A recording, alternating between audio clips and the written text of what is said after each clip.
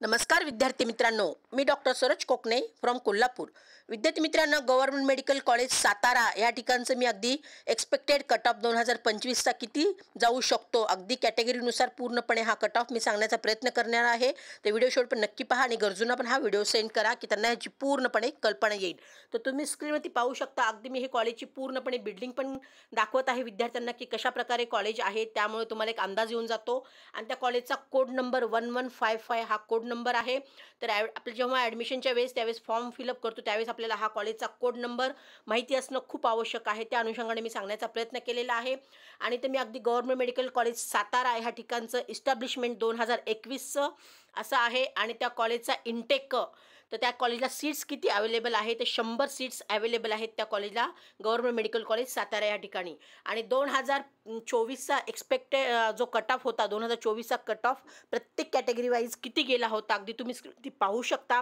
अगदी open category OBC, SC ST VJ NT 1 2 3 EWS आणि SCBC असं हे लास्ट इयरचं 2024चा हा कट ऑफ मी दाखवत आहे की म्हणजे लोक म्हणजे पॅरेंट्सला किंवा विद्यार्थ्यांना पण असं लक्षात येईल की 2024ला ह्या कॉलेजला किती कट ऑफला गव्हर्नमेंट मेडिकल कॉलेज साताऱ्याचं मिळालेलं होतं। आणि यावर्षी एक्सपेक्टेड स्कोर इन 2025 हा साताऱ्याचा किती राहू शकतो, तर प्रत्येक कॅटेगरीच्या विद्यार्थ्यांनी पहा, म्हणजे आपल्याला लक्षात येईल की आपण किती सेफमध्ये आहोत आपल्याला।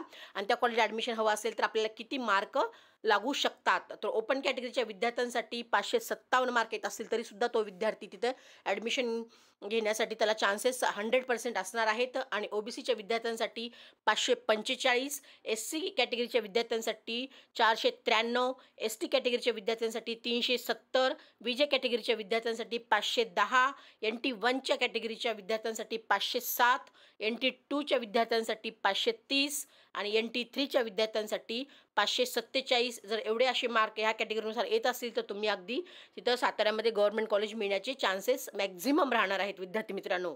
आणि EWSच्या विद्यार्थ्यांसाठी 527 आणि SCBCच्या विद्यार्थ्यांसाठी 545।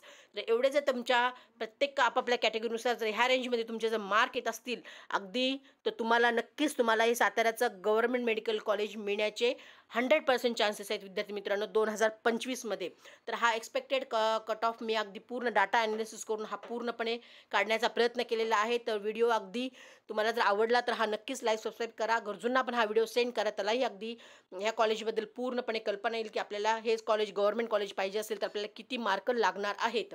आणि ज्या काही विद्यार्थ्यांना अगदी आमच्या पेड काउन्सिलिंगमध्ये सुद्धा यायचं असेल तेही विद्यार्थी अगदी येऊ शकतात। मी माझा नंबर डिस्क्रिप्शन बॉक्समध्ये दिलेलाच आहे, व्हॉट्सअप लिंक पण दिलेली आहे, त्याही लिंकला तुम्ही क्लिक करून जॉईन होऊ शकता आणि डेलीचे नवीन अपडेट्स पाहू शकता। तर okay future doctors, all the best. जय हिंद, जय महाराष्ट्र। थँक्यू।